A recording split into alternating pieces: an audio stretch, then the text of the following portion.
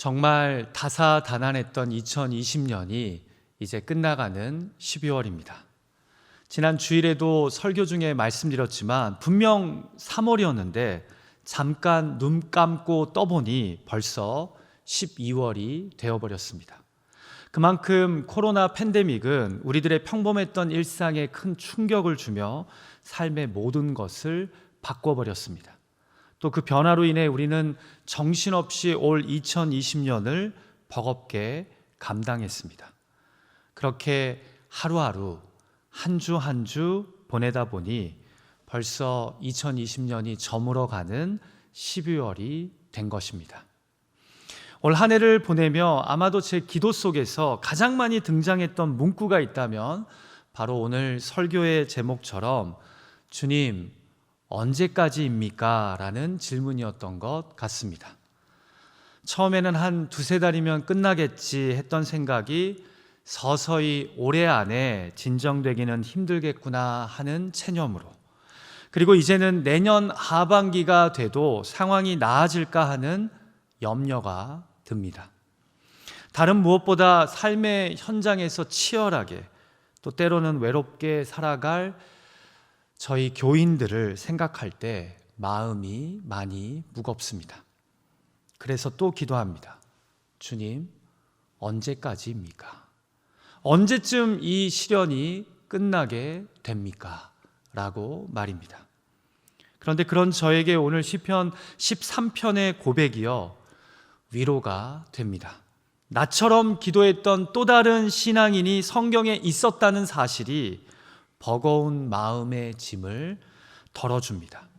오늘 본문 1절과 2절 말씀을 제가 다시 읽습니다. 여호와여 어느 때까지니이까 나를 영원히 잊으시나이까 주의 얼굴을 어느 때까지 숨기시겠나이까 나의 영혼이 번민하고 종일토록 마음에 근심하기를 어느 때까지 하오며 내 원수가 나를 치며 자랑하기를 어느 때까지 하리이까. 메시지 성경은 더 리얼하게 시편 기자의 마음을 헤아리듯 이렇게 번역합니다. 하나님, 그만하면 충분합니다. 너무 오래도록 나를 못 본 채 하시고 주님의 뒷모습만 보여주셨습니다. 무겁고 쓰라린 고통 겪을 만큼 겪었습니다. 오만한 원수들의 조롱 받을 만큼 받았습니다. 우리가 다윗의 시라고 기록된 이 시편 13편을 읽어보면요, 구체적으로 어떤 일로 인해 다윗이 이런 기도를 하나님께 올리고 있는지는 정확하게 알 수 없습니다. 2절과 4절에 단수로 내 원수가 등장하고 다시 4절 후반부에 내 대적들이 등장하는데요, 이 5절의 대적들은 복수로 사용되어서 지금 다윗이 겪고 있는 그 어떤 상황을 보고 신나하며 기뻐하는 자들로 이해됩니다. 그래서 2절에 등장한 단수인 내 원수가 지금 다윗을 힘들게 함으로 이런 기도를 하나님께 올리고 있는 것입니다. 자, 또 한 가지의 경우의 수는 바로 3절에서 다윗이 나의 눈을 밝혀달라고 구하면서 사망의 잠을 이야기한 것입니다. 이 말씀으로 인해 일부 성경학자들은 다윗이 그 어떤 극심한 병에 걸리지 않았을까 추측하기도 합니다.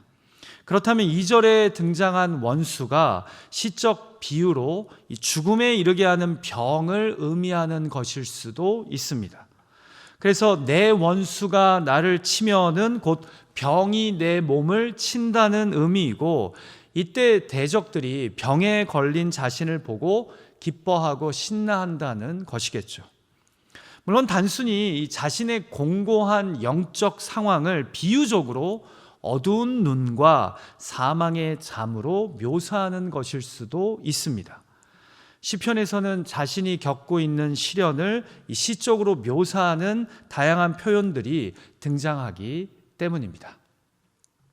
만약 시편 13편의 배경이요 그 어떤 원수의 괴롭힘이라면 아마도 다윗을 죽이려고 백방으로 노력했던 사울 왕이 타당한 역사적 배경이 되지 않을까 추측해 봅니다. 참으로 오랫동안 사울 왕이 다윗을 죽이려고 하지 않았습니까? 반대로 그 어떤 병이라면 성경에 기록되지 않은 전장에서의 상처로 인한 것이거나 아니면 그 어떤 질병으로 인해 누워 있었던 상황으로 보여집니다. 어떤 배경이든 이로 말미암아 지금 다윗은요, 대적들의 조롱거리가 되고 하나님께서 자신을 내버려 두신다는 깊은 영적 침체에 빠져 있는 것입니다. 그러면서 이런 탄식이 나오는 거죠. 주님, 언제까지입니까? 언제까지 당신의 얼굴을 나에게서 숨기실 겁니까? 자, 우리는 오늘 시편 13편에 이 진솔하고도 탄식이 가득한 기도시를 통해 우리 개개인을 향하신 하나님의 음성에 귀를 기울였으면 합니다. 자, 하나님은 오늘 우리에게 어떤 은혜와 도전을 주십니까? 이 시편 13편의 기도시를 통해 우리는 무엇을 깨닫게 됩니까? 첫 번째로 우리를 참으로 힘들게 하는 것은 고난의 정도가 아니라 길이라는 점입니다. 여러분, 오늘 본문인 시편 13편은요 총 6절로 구성되어 있습니다. 정확하게 2절씩 짝이 되어서 그 기도의 내용이요 달라집니다. 1, 2절은 침묵하신 하나님으로 인해 낙심하고 있는 시편 기자의 마음이 고스란히 담겨 있고요, 3, 4절은 그런 가운데 하나님께 다시 구원을 호소하는 시편 기자의 간절함이 기록되어 있습니다. 마지막 5절과 6절은요 하나님의 구원을 믿음으로 바라보며 찬양을 고백하는 것으로 마무리됩니다. 자, 그런데 우리가 이 1, 2절의 고백 속에서 지금 낙심 가운데 있는 다윗의 마음을 고스란히 느끼게 되는데요, 바로 이 어느 때까지니까 라는 표현이 4번이나 연속으로 등장하면서 이 시인의 고뇌와 탄식을 우리에게 생생하게 보여주기 때문입니다. 누구나 히브리어 성경으로 본문을 읽으면요, 이 히브리어로 아드 안나라는 단어가 계속해서 반복 강조되는 것을 확연하게 발견하게 되는데요, 영어로 직역하면 이 아드 안나는 how long, 어느 때까지니까 라는 의미입니다. 여러분, 지금 그 무엇보다 다윗을 힘들게 하는 것은요, 지금 자신을 둘러싼 상황이, 이 현실이 끝날 것 같지 않다는 점입니다. 그래서 언제까지 나를 잊으실 거냐고, 언제까지 그 얼굴을 나에게서 숨기실 거냐고, 언제까지 내 영혼을 번민하고 근심하게 내버려 두실 거냐고, 언제까지 내 원수가 나를 치며 자랑하게 하실 거냐고 따지며 탄식하고 있는 것입니다. 그러니까 지금 다윗을 가장 힘들게 하는 것은 무엇입니까? 바로 하나님의 침묵 가운데 경험되는 이 고난의 장기화입니다. 목회를 하다 보면 아무래도 질병으로 힘들어하는 분들을 신방할 때가 많습니다. 아무리 목사라고 해도 직접 누워있지 않으면, 그 질병으로 인한 고통을 겪어보지 않으면요, 솔직하게 그 마음을 온전히 알 수 없습니다. 그 고통은요, 환자 스스로가 제일 잘 알죠. 그런데요, 몸이 너무나 아프고 힘들면 우리도 모르게 이런 말이 나옵니다. 하나님, 그냥 지금 데려가셔도 좋겠습니다. 감당하기 너무 힘듭니다. 라고 말입니다. 찾아오는 사람들은 잠깐 병문안 와서 믿음으로 힘내십시오, 하나님이 치료해 주실 것입니다 라고 이야기하지만, 어떤 때는 그런 말이 위로가 되다가도 대다수의 경우는 그 말이 그냥 형식적으로 들립니다. 왜냐하면 너무나 고통스럽고 너무나 아프기 때문입니다. 질병도 조금씩 호전되면 좋지만, 검사 결과가 계속해서 조금씩이라도 좋아지면 감당하겠지만, 고통은 계속 심해지면서 나아질 기미가 별로 보이지 않는다면 어느 순간부터 기도도 찬송도 잘 나오지 않습니다. 여러분, 제가 신앙생활하면서 보니까요, 힘든 관계, 어려운 질병, 뜻하지 않는 고난이 우리 삶에 찾아와도요, 다 처음에는 어느 정도 믿음으로 반응하며 버틸 수 있습니다. 그런데요, 시간 앞에는 장사가 없는 것 같습니다. 고난이 길어지면요, 하나님의 침묵과 부재가 길게 느껴지면요, 다들 어느 정도 버티다가 이 믿음이 흔들립니다.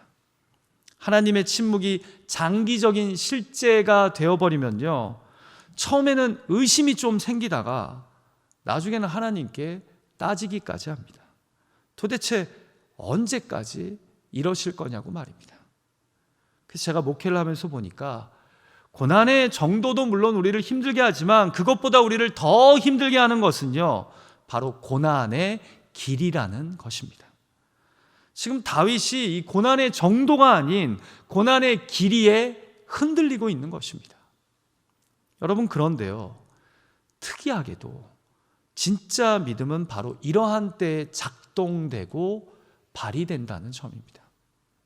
다르게 이야기하자면 영혼의 어두운 밤을 거쳐야 빛의 찬란함과 소중함을 더 명확하게 느낀다는 것입니다.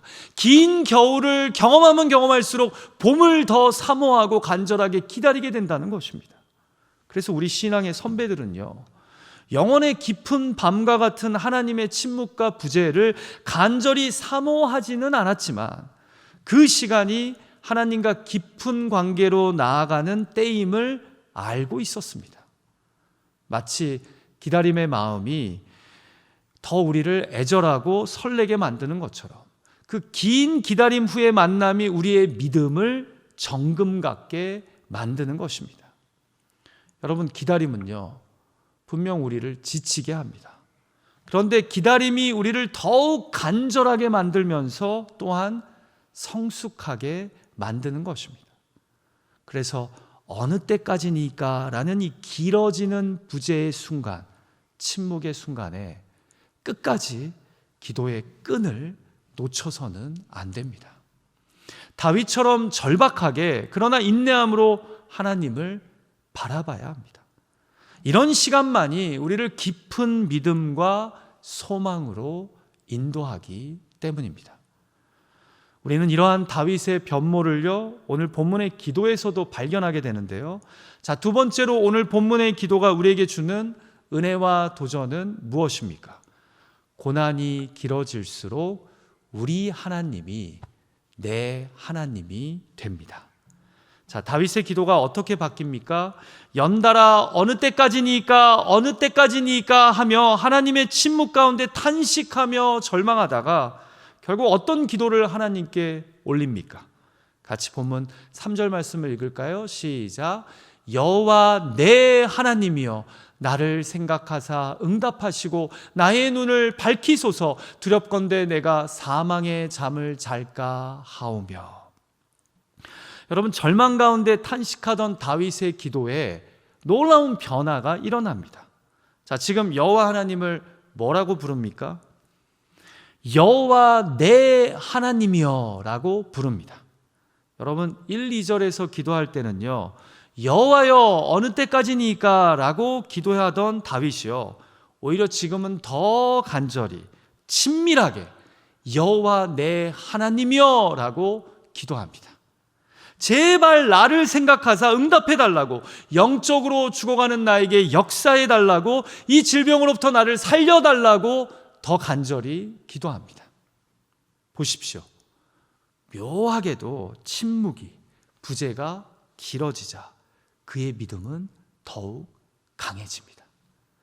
기다림이 다윗으로 하여금 더 하나님을 갈망하게 만들고 더 하나님과 친밀해지게 만듭니다.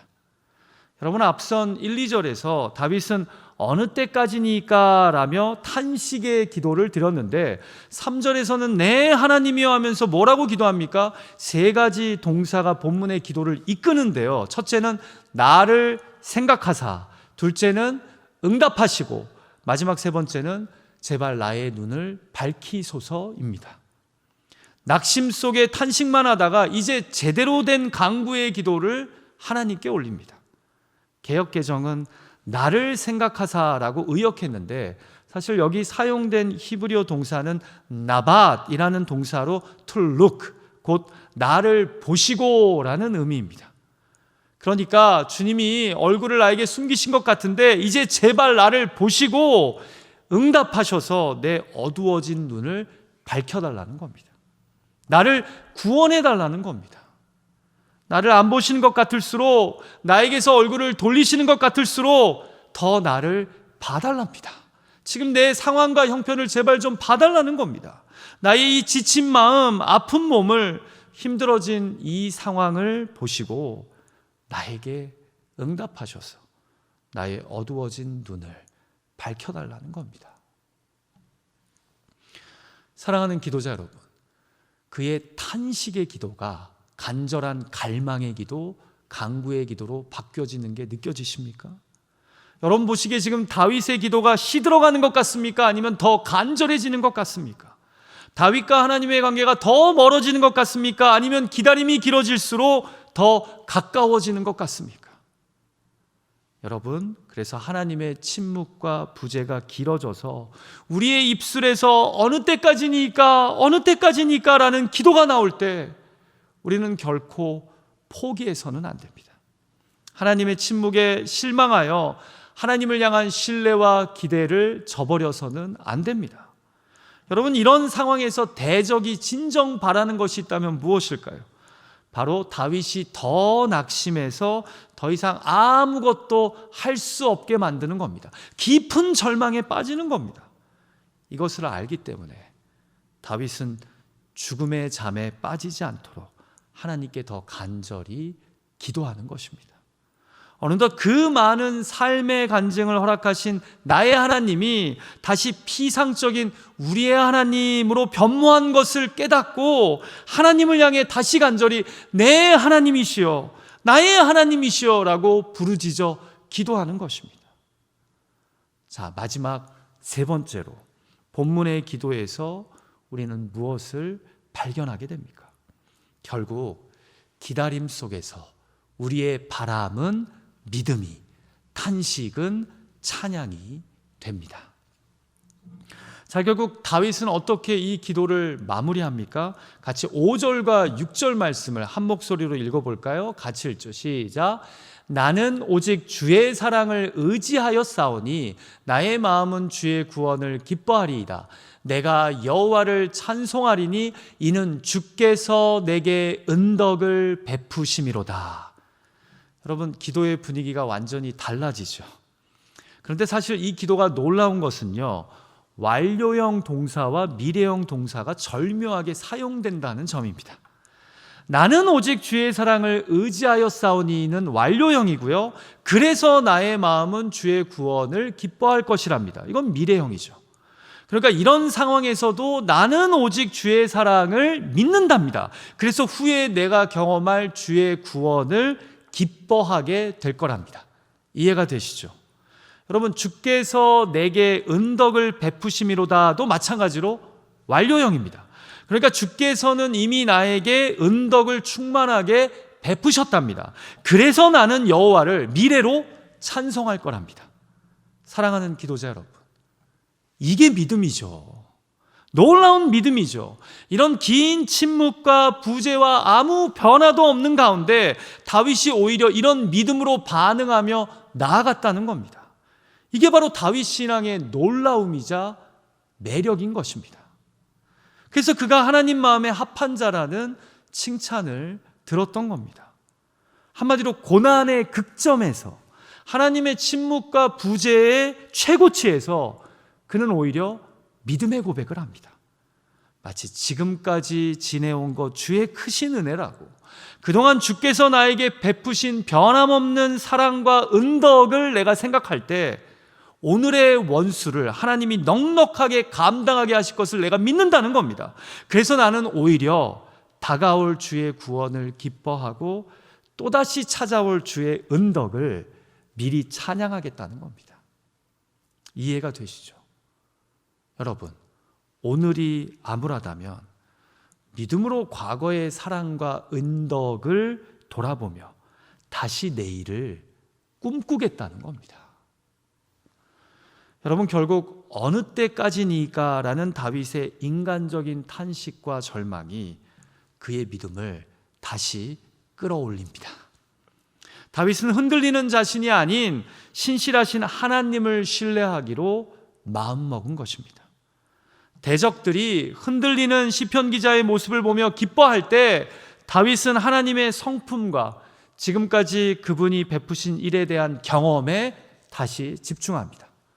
그래서 그 기다림 속에 그의 간절한 바람은 오히려 견고한 믿음이 되고, 그의 탄식은 미래를 향한 믿음의 찬양이 되어버린 것입니다.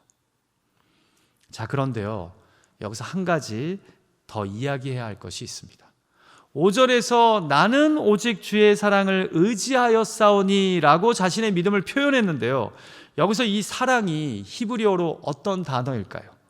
제가 구약에서 제일 사랑하는 단어인 헤세드, 이 단어입니다. 제가 종종 헤세드에 대해서 이야기를 많이 했죠. 은혜, 자비, 사랑으로 번역될 수 있지만 이 헤세드의 가장 적절한 뜻은 바로 steadfast love, unfailing love입니다. 변함없는 사랑, 실패하지 않는 사랑 말입니다. 다윗이 믿는 것은요, 바로 하나님의 나를 향한 이 변치 않는 사랑, 실패하지 않는 사랑이라는 겁니다. 그 은혜를 그는 이미 이전에 경험했기에, 믿기에 그는 하나님의 긴 침묵과 이로 인한 영적 절망 가운데서도 다시 일어설 수 있는 것입니다. 결국 우리가 믿음의 길을 걸어가면서 결코 잊지 말아야 할 것은 나를 향하신 하나님의 포기하시지 않는 사랑입니다. 헤세드입니다. 은혜입니다. 그리고 이것을 확실하게 증명한 사건이 무엇이었습니까? 바로 십자가에서 나를 위해 죽으신 예수 그리스도가 우리를 향하신 하나님의 헤세드의 증표라는 겁니다. 그것이 바로 예수 그리스도의 십자가라는 거죠. 오늘 하루도 이 하나님을 신뢰하고 소망하며 만만치 않은 삶의 무게를 감당해 나가시는 저와 여러분이 되시기를 주님의 이름으로 간절히 축원합니다. 나는 오직 주의 변함없는 사랑을 의지하여 싸우니 나의 마음은 주의 구원을 기뻐하리이다. 말씀을 마치면서요, 제가 몇 주 전에 제 친구 목사님이 이 소셜 미디어에 올린 이성부 시인의 봄이라는 시를 읽어드릴까 합니다.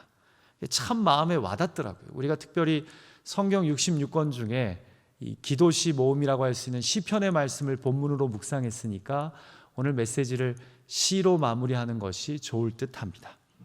한번 들어보십시오. 기다리지 않아도 오고 기다림마저 잃었을 때에도 너는 온다. 어디 뻘밭 구석이거나 썩은 물 웅덩이 같은 데를 기웃거리다가 한눈 좀 팔고 싸움도 한판하고 지쳐 나 자빠져 있다가 다급한 사연 듣고 달려간 바람이 흔들어 깨우면 눈 부비며 너는 더디게 온다. 더디게 마침내 올 것이 온다. 너를 보면 눈부셔 일어나 맞이할 수가 없다. 입을 열어 외치지만 소리는 굳어 나는 아무것도 미리 말할 수가 없다. 가까스로 두 팔을 벌려 껴안아 보는 너, 먼 데서 이기고 돌아온 사람아. LA 겨울이라고 하기에는 좀 민망하지만 이제 저도 LA의 겨울이 을씨년스럽게 춥게 느껴집니다. 한참 겨울이 시작되었는데 왜 봄 이야기냐 하실지 모르겠습니다. 여러분, 겨울이니까 봄을 기다려야죠.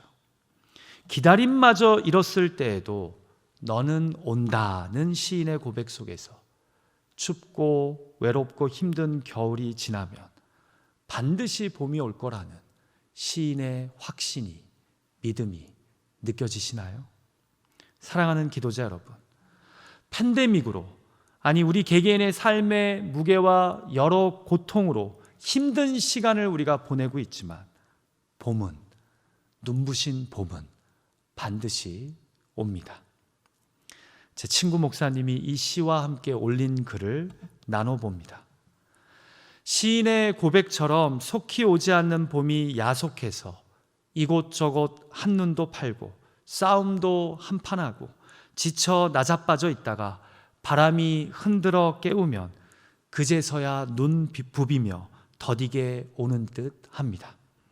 다시 오마 약속하신 우리의 봄을 기다리는 마음도 그러합니다. 세상이 이렇게 아픈데, 울다 지쳐 잠든 아이들이 얼마나 많은데, 기다림마저 잃은 이들이 이렇게나 많은데, 우리의 봄은 어디서 뭘 하시나 야속합니다. 더디게 그러나 마침내 옵니다. 우리의 다급한 사연 듣고 달려간 성령의 바람이 흔들어 깨우면 어김없이 봄은 옵니다. 먼 데서 이기고 돌아온 사람, 예수 그리스도, 우리의 봄이 저기 옵니다. 그렇게 오늘 본문의 시편 기자처럼 어느 때까지니까, 언제까지입니까? 라고 기도하지만 결국에는 기다림 속에서 우리의 바람은 믿음이 되고 우리의 탄식은 찬양이 되어 함께 구원의 예수 그리스도를 맞이하게 될 줄 믿습니다.